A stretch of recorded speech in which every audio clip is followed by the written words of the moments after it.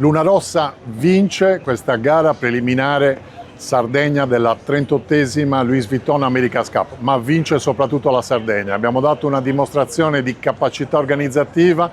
di accoglienza, di ospitalità, di condizioni ottimali, sia per quanto riguarda i servizi a terra che per quanto riguarda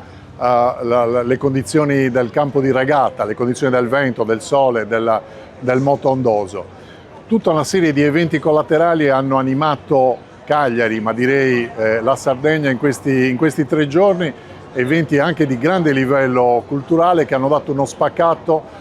delle nostre tradizioni, delle nostre eccellenze musicali e artistiche. C'è stata una partecipazione davvero incredibile, oltre ogni previsione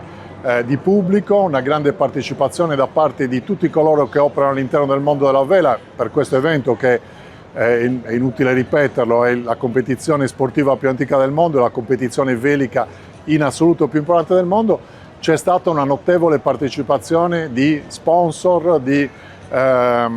amministratori di grandissime società,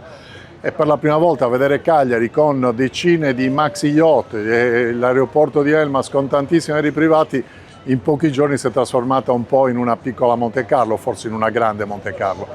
E quindi questo testimonia del fatto che si possono ospitare grandi eventi e che abbiamo la capacità di ospitare anche eventi di grandissima qualità rivolti a un target molto molto elevato.